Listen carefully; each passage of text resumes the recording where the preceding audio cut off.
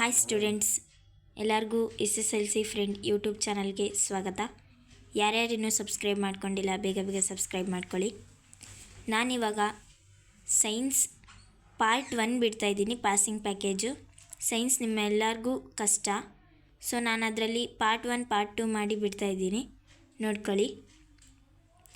First ಅಂತರುಷ್ಣಕ ಬಹಿರುಷ್ಣಕ, ಇದು ವ್ಯತ್ಯಾಸ ಕೇಳ್ತಾರೆ. ಆಮೇಲೆ ಇದಕ್ಕೆ ಒಂದೊಂದು ಉದಾಹರಣೆ ಕೊಡ್ರಿ ಅಂತ ಕೇಳ್ತಾರೆ. ನೋಡಿ, 2 ಮಾರ್ಕ್ಸ್ ಕೊಡ್ತಾರೆ ಅದನ್ನು. ನೆಕ್ಸ್ಟ್ ನೋಡೋಣ. ಇಲ್ಲಿ ನಾನು ಅಂತರುಷ್ಣಗೆ ಉದಾಹರಣೆ ಕೊಟ್ಟಿದ್ದೀನಿ ನೋಡಿ. ನೆಕ್ಸ್ಟ್ ಬಹಿರುಷ್ಣಕ. ಯಾರ್ಯಾರಿನ್ನೂ ನಮ್ಮ ಚಾನಲ್ನ ಸಬ್ಸ್ಕ್ರೈಬ್ ಮಾಡ್ಕೊಂಡಿಲ್ಲ ಬೇಗ ಸಬ್ಸ್ಕ್ರೈಬ್ ಮಾಡ್ಕೊಳ್ಳಿ. ನೆಕ್ಸ್ಟ್ ನೋಡೋಣ. ಉಸಿರಾಟ ಒಂದು ಬಹಿರುಷ್ಣಕ ಕ್ರಿಯೆ. ನೋಡಿ, ಉಸಿರಾಟ ಪ್ರಕ್ರಿಯೆಯಲ್ಲಿ ನೋಡಿ, ಇದು ಎಲ್ಲ ಆನ್ಸರ್ಸು. ನೆಕ್ಸ್ಟ್ ನೋಡೋಣ. ಉತ್ಕರ್ಷಣ ಮತ್ತು ಅಪಕರ್ಷಣ, ಇದೆರಡು ವ್ಯತ್ಯಾಸನೇ ಕೇಳೋದು. ಕ್ರಿಯೆಯಲ್ಲಿ ವಸ್ತು ಒಂದು ಆಕ್ಸಿಜನ್ ಪಡೆಯುವುದು, ಕ್ರಿಯೆಯಲ್ಲಿ ವಸ್ತು ಒಂದು ಆಕ್ಸಿಜನ್ ಕಳೆದುಕೊಳ್ಳುವುದು. ನಾನು ಉದಾಹರಣೆ ಸಮೇತ ಕೊಟ್ಟಿದ್ದೀನಿ, ನೋಡ್ಕೊಳ್ಳಿ. ನಾನೇ ಎಷ್ಟೊತ್ತು ಕೂತ್ಕೊಂಡು ಬರೆದ್ಬಿಟ್ಟು ನಿಮಗೋಸ್ಕರ ರೆಡಿ ಮಾಡಿದ್ದೀನಿ. ಚಾನಲ್ನ ಸಬ್ಸ್ಕ್ರೈಬ್ ಮಾಡ್ಕೊಳ್ಳಿ. ನಾನು ಪಾರ್ಟ್ 2 ಬಿಡ್ತೀನಿ. ಯಾರ್ಯಾರಿಗೆ ಪಾರ್ಟ್ 2 ಬೇಕು ಕಮೆಂಟ್ ಮಾಡಿ. ನೆಕ್ಸ್ಟು ರೆಡಾಕ್ಸ್ ಕ್ರಿಯೆ. ನೋಡಿ, ಇಲ್ಲಿ ಬರೆದಿದ್ದೀನಿ ನಾನು, ಅದಕ್ಕೆ ಉದಾಹರಣೆ ಕೂಡ ಇದೆ. ಇಲ್ಲಿ 2 ಉದಾಹರಣೆ ಇದೆ. ನೆಕ್ಸ್ಟ್ ನೋಡೋಣ. ಸಂಕ್ಷಾರಣ. ನಿಮ್ಗೆ ಗೊತ್ತು ಸಂಕ್ಷಾರಣ ಎಂದರೇನು ಅಂತ ಕ್ವಶನ್ ಕೇಳ್ತಾರೆ, ಅದಕ್ಕೆ ಆನ್ಸರ್ ಇಲ್ಲಿದೆ. ನೆಕ್ಸ್ಟು ಅದಕ್ಕೆ ಉದಾಹರಣೆಗಳು: ಕಬ್ಬಿಣ ತುಕ್ಕು ಹಿಡಿಯುವುದು, ಬೆಳ್ಳಿಯ ಮೇಲಿನ ಕಪ್ಪು ಲೇಪನ, ತಾಮ್ರದ ಮೇಲಿನ ಹಸಿರು ಲೇಪನ, ಇದೆಲ್ಲ ಅದಕ್ಕೆ ಉದಾಹರಣೆ. ನೆಕ್ಸ್ಟು ಕಮಟುವಿಕೆ. ನೋಡಿ, ಇಲ್ಲಿದೆ ಆನ್ಸರ್. ಕಮಟುವಿಕೆ ಎಂದರೇನು ಅಂತ ಕ್ವಶನ್ ಕೊಟ್ಟರೆ ಆನ್ಸರ್ ಇಲ್ಲಿದೆ. ಆಮೇಲೆ ಚಿಪ್ಸ್ ತಯಾರಕರು ಚಿಪ್ಸ್ ಪೊಟ್ಟಣದಲ್ಲಿ ಯಾವ ಅನಿಲವನ್ನು ಹಾಯಿಸುತ್ತಾರೆ ಮತ್ತು ಏಕೆ? ಚಿಪ್ಸ್ ತಯಾರಕರು ಚಿಪ್ಸ್ ಪೊಟ್ಟಣದಲ್ಲಿ ನೈಟ್ರೋಜನ್ ಅನಿಲನ ಹಾಯಿಸ್ತಾರೆ. ಯಾಕಂದರೆ ಉತ್ಕರ್ಷಣನ ತಡೆಗಟ್ಟಲು, ಇಲ್ಲಾಂದರೆ ಚಿಪ್ಸ್ ಎಲ್ಲ ಹಾಳಾಗುತ್ತೆ, ಮೆತ್ತಗಾಗೋಗುತ್ತೆ ಅಂತಂದ್ಬಿಟ್ಟು ಅವರು ನೈಟ್ರೋಜನ್ ಅನಿಲನ ತುಂಬ್ತಾರೆ. ನೆಕ್ಸ್ಟ್ ನೋಡೋಣ. ಆಮ್ಲಗಳು ಮತ್ತು ಪ್ರತ್ಯಾಮ್ಲಗಳು ಪಾಠದಿಂದ. ಆಮ್ಲ ಮತ್ತು ಪ್ರತ್ಯಾಮ್ಲಕ್ಕೆ ವ್ಯತ್ಯಾಸ ನೋಡಿ. 2 or 3 ಮಾರ್ಕ್ಸ್ ಕೊಡ್ತಾರೆ ನಿಮಗೆ. ಹುಳಿ ರುಚಿ, ಕಹಿ ರುಚಿ, ಈ ಥರ ನೀವು ಇಲ್ಲೆಲ್ಲ ಕೊಟ್ಟಿದ್ದೀನಿ. ನೋಟ್ ಮಾಡ್ಕೋತೀನಿ ಅನ್ನೋರು ನೋಟ್ ಮಾಡ್ಕೊಳ್ಳಿ. ನೋಡಿ, ನೆಕ್ಸ್ಟು ಪ್ರಯೋಗಶಾಲೆಯಲ್ಲಿ ಈ ಆಮ್ಲಗಳು ತಯಾರಾಗಿದೆ: HCl, H2SO4, HNO3. ಹಾಗೆ ಪ್ರತ್ಯಾಮ್ಲನೂ ಕೊಟ್ಟಿದ್ದೀನಿ. ನಿಮಗೆ 1 ಮಾರ್ಕ್ಗೆ ಕ್ಷಾರಗಳು ಎಂದರೇನು ಅಂತ ಕೇಳೋ ಒಂದು ಸಾಧ್ಯತೆಗಳು ತುಂಬ ಇದೆ. ನೀರಿನಲ್ಲಿ ವಿಲೀನವಾಗುವ ಪ್ರತ್ಯಾಮ್ಲಗಳನ್ನು ಕ್ಷಾರಗಳು ಎನ್ನುವರು. ಇಷ್ಟೇ ಆನ್ಸರ್, ತುಂಬ ಈಸಿ ಇದೆ, ನೋಡ್ಕೊಳ್ಳಿ. ಇದನ್ನು ಸುಮಾರು ಸರಿ ಕೇಳಿದ್ದಾರೆ. ಹೋದ ಸರಿ ಫೈನಲ್ ಎಕ್ಸಾಮಲ್ಲೂ ಇದು ಬಂದಿತ್ತು, ಸೊ ಪ್ರಿಪ್ರೇಟ್ರಿಯಲ್ಲೆಲ್ಲ ಬರುತ್ತೆ. ನೆಕ್ಸ್ಟು ಸಾರರಿಕ್ತಗೊಳಿಸುವಿಕೆ ಎಂದರೇನು? ನೆಕ್ಸ್ಟ್ ನೋಡಿ, ನಾನಿಲ್ಲಿ ಪೇಜ್ ನಂಬರ್ ಹಾಕಿದ್ದೀನಿ. PH ಕಾಗದ. ನೀವು ಅದು ಎಷ್ಟು PH ಕಾಗದ ಅಲ್ಲಿದೆ ನಿಮಗೆ ಟೆಕ್ಸ್ಟ್ ಬುಕ್ಕಲ್ಲಿ, ಪೇಜ್ ನಂಬರ್ 32 ಅಲ್ಲಿ ನೀವು ನೋಡ್ಕೊಳ್ಳಿ ಒಂದು ಸರಿ. ಆ ಪಿಕ್ಚರ್ ತುಂಬ ಇಂಪಾರ್ಟೆಂಟು. ನೆಕ್ಸ್ಟ್ ಪ್ರಬಲ ಆಮ್ಲ, ಆಮೇಲೆ ದುರ್ಬಲ ಆಮ್ಲ. ವ್ಯತ್ಯಾಸ ಕೇಳ್ಬೋದು ಅಥವಾ 1 ಮಾರ್ಕ್ಗೆ ಎಂದರೇನು ಅಂತ ಕೇಳ್ಬೋದು. ನೆಕ್ಸ್ಟ್ ನೋಡೋಣ. ಲೋಹಗಳು ಮತ್ತು ಅಲೋಹಗಳು ಪಾಠದಿಂದ.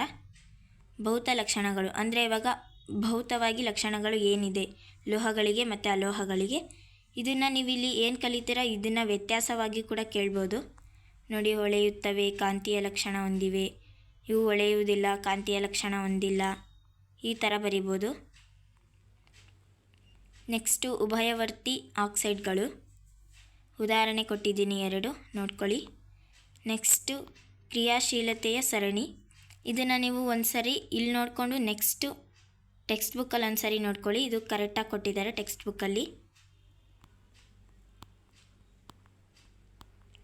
ನೆಕ್ಸ್ಟು ಸೋಡಿಯಂ ಕ್ಲೋರೈಡ್ ಉಂಟಾಗುವಿಕೆ. ಟೆಕ್ಸ್ಟ್ ಬುಕ್ಕಲ್ಲಿ ನೋಡ್ಕೊಳ್ಳಿ. ಇದನ್ನು ಕರೆಕ್ಟಾಗಿ ನಿಮಗೆ 2 ಮಾರ್ಕಿಗೆ ಬರುತ್ತೆ, ಪಕ್ಕಾ ಬರುತ್ತೆ. ಸೋಡಿಯಂ ಅಥವಾ ಮೆಗ್ನೀಷಿಯಮ್ ಎರಡರಲ್ಲಿ ಒಂದು ಕೊಡ್ತಾರೆ ನೋಡಿ. ಮೆಗ್ನೀಷಿಯಮ್ ಕೆಳಗಡೆ ಇದೆ. ಸೋಡಿಯಂ ಮತ್ತು ಮೆಗ್ನೀಷಿಯಮಲ್ಲಿ ಒಂದು ಕೊಡ್ತಾರೆ 2 ಮಾರ್ಕ್ ಅಥವಾ 3 ಮಾರ್ಕ್ಗೆ. ನೆಕ್ಸ್ಟು ಅಯಾನಿಕ ಸಂಯುಕ್ತ. ಎಂದರೇನು ಅಂತ ಕ್ವಶನ್ ಕೇಳ್ತಾರೆ. ಆನ್ಸರ್ ಇಲ್ಲಿದೆ, ನೋಟ್ ಮಾಡ್ಕೊಳ್ಳಿ. ನೆಕ್ಸ್ಟು ಕಾಸುವಿಕೆ ಮತ್ತು ಉರಿಯುವಿಕೆ ಎರಡಕ್ಕೂ ವ್ಯತ್ಯಾಸ ಕೇಳ್ತಾರೆ. ಇಲ್ಲಿದೆ ನೋಡಿ ಆನ್ಸರು. 3 ಪಾಯಿಂಟ್ಸ್ ಇದೆ. ನೀವು ಅದನ್ನು ಬರೆದ್ರೆ ಸಾಕು, ನಿಮಗೆ 3 ಮಾರ್ಕ್ ಬರುತ್ತೆ. ನೆಕ್ಸ್ಟ್ ಸಂಕ್ಷಾರಣ ತಡೆಗಟ್ಟುವ ವಿಧಾನಗಳು. ಆವಾಗಲೇ ನೀವು ಸಂಕ್ಷಾರಣ ಎಂದರೇನು ಅಂತ ನೋಡಿದ್ರಿ. ಇವಾಗ ಸಂಕ್ಷಾರಣ ತಡೆಗಟ್ಟುವ ವಿಧಾನಗಳು: ಬಣ್ಣ ಹಚ್ಚುವುದು, ಎಣ್ಣೆ ಸವರುವುದು, ಗ್ರೀಸ್ ಹಚ್ಚುವುದು, ಗ್ಯಾಲ್ವನೀಕರಣ, ಕ್ರೋಮಿಯಂ ಲೇಪನ, ಅನೋಡೀಕರಣ ಅಥವಾ ಮಿಶ್ರಲೋಹಗೊಳಿಸುವಿಕೆ. ನೆಕ್ಸ್ಟು ಗ್ಯಾಲ್ವನೀಕರಣ. ನಿಮಗೆ ಇಲ್ಲಿ ಗ್ಯಾಲ್ವನೀಕರಣ ಮಾಡಿದರೆ ಸಂಕ್ಷಾರಣ ತಡೆಗಟ್ಬೋದು ಅಂತ ಹೇಳಿದರು. ಇಲ್ಲಿ ನೋಡಿ ಕೆಳಗಡೆ ಅದಂದರೆ ಏನು ಅಂತ ಕೊಟ್ಟಿದ್ದಾರೆ. ಗ್ಯಾಲ್ವನೀಕರಣ ಎಂದರೇನು ಅಂತ 1 ಮಾರ್ಕ್ಗೆ ಬರುತ್ತೆ ಕ್ವಶನ್ನು. ಉಕ್ಕು ಮತ್ತು ಕಬ್ಬಿಣವನ್ನು ತುಕ್ಕಿನಿಂದ ಸಂರಕ್ಷಿಸಲು ಸತುವಿನ ತೆಳುವಾದ ಲೇಪನ ಮಾಡುವುದಕ್ಕೆ ಗ್ಯಾಲ್ವನೀಕರಣ ಎನ್ನುವರು. ನೆಕ್ಸ್ಟು ಹಂಗೆ ಮಿಶ್ರಲೋಹ ಎಂದರೇನು ಅಂತ ಕೇಳಿದ್ದಾರೆ. ನೆಕ್ಸ್ಟು ವ್ಯತ್ಯಾಸ: ಪರ್ಯಾಪ್ತ ಹೈಡ್ರೋಕ್ಲೋರಿಕ್ ಮತ್ತು ಅಪರ್ಯಾಪ್ತ ಹೈಡ್ರೋಕ್ಲೋರಿಕ್.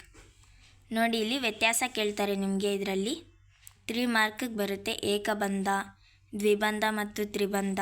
ನೋಡಿ ಆಲ್ಕೇನ್, ಆಲ್ಕಿನ್, ಆಲ್ಕೈನ್ ನೋಡಿ. ನೆಕ್ಸ್ಟು ಸಾಬೂನು ಬಗ್ಗೆ ಒಂದು ಪ್ರಶ್ನೆ ನಿಮಗೆ ಪ್ರಿಪ್ರೇಟ್ರಿನಲ್ಲಿ ಮಿಸ್ ಆದರೂ ಕೂಡ ಫೈನಲ್ ಎಕ್ಸಾಮ್ಗೆ ಪಕ್ಕಾ ಬಂದೇ ಬರುತ್ತೆ. ಸಾಬೂನು ಬಗ್ಗೆ ನೋಡ್ಕೊಳ್ಳಿ. ನೆಕ್ಸ್ಟು ಈ ಚಿತ್ರ ಸಹಿತ ನೀವು ವಿವರಿಸಿದರೆ ನಿಮಗೆ ಮಾರ್ಕ್ಸ್ ಎಲ್ಲ ಕರೆಕ್ಟಾಗಿ ಚೆನ್ನಾಗಿ ಕೊಡ್ಬೋದು. ಮಿಸಲ್ಗಳು ಉಂಟಾಗುವಿಕೆ ನೋಡಿ, ಈ ಥರ ಮಿಸಲ್ಗಳು ಉಂಟಾಗುತ್ತೆ, ಚಿತ್ರ ಸಹಿತ ತೋರಿಸಿದ್ದೀನಿ.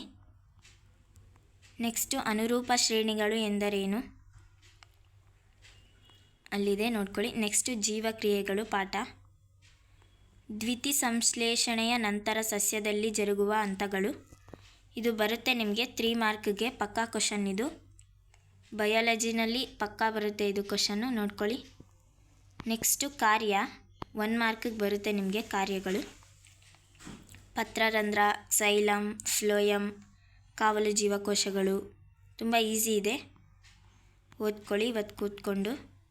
ನೆಕ್ಸ್ಟು ಪಾರ್ಟ್ 2 ಬೇಕಂದರೆ ಕಮೆಂಟ್ ಹಾಕಿ ನನಗೆ. ನಾನು ಇವತ್ತು ನಡೆದಿರೋ ಹಿಂದಿ ಎಕ್ಸಾಮ್ದು ಕೀ ಆನ್ಸರ್ಸ್ ಎಲ್ಲ ಬಿಟ್ಟಿದ್ದೀನಿ. ಯಾರ್ಯಾರು ನೋಡಿಲ್ಲ ಬೇಗ ಹೋಗಿ ನೋಡ್ಕೊಳ್ಳಿ.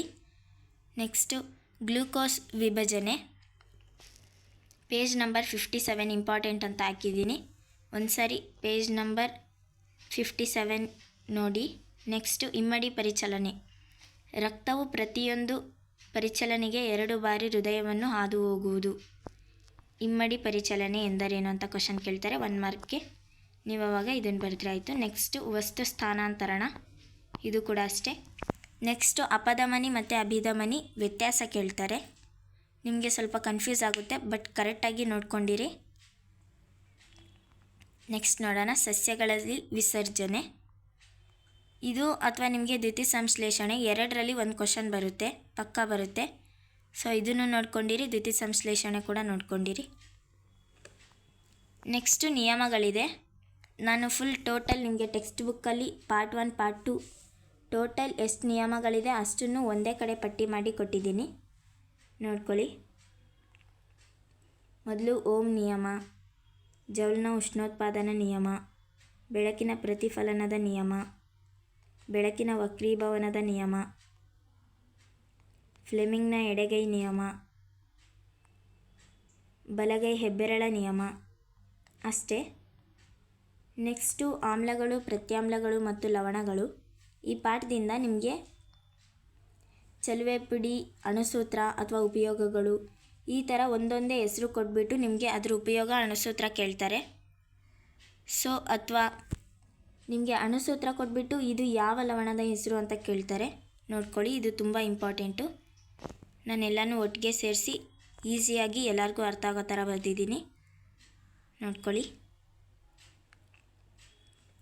ಓಕೆ ಸ್ಟೂಡೆಂಟ್ಸ್, ಯಾರ್ಯಾರು ಇನ್ನೂ ನಮ್ಮ ಚಾನಲ್ನ ಸಬ್ಸ್ಕ್ರೈಬ್ ಮಾಡ್ಕೊಂಡಿಲ್ಲ ಬೇಗ ಬೇಗ ಸಬ್ಸ್ಕ್ರೈಬ್ ಮಾಡ್ಕೊಳ್ಳಿ. ನಾನು ಮಾಡೆಲ್ ಪೇಪರೆಲ್ಲ ಬಿಟ್ಟಿದ್ದೀನಿ, ಹೋಗಿ ಒಂದು ಸರಿ ನೋಡಿ. ಇವತ್ತು ನಡೆದಿರೋ ಪರೀಕ್ಷೆದು ಕೀ ಆನ್ಸರ್ಸ್ ಕೂಡ ಬಿಟ್ಟಿದ್ದೀನಿ, ಒಂದು ಸಾರಿ ನಮ್ಮ ಚಾನಲ್ಗೆ ವಿಸಿಟ್ ಮಾಡಿ ನೋಡಿ. Thank you so much.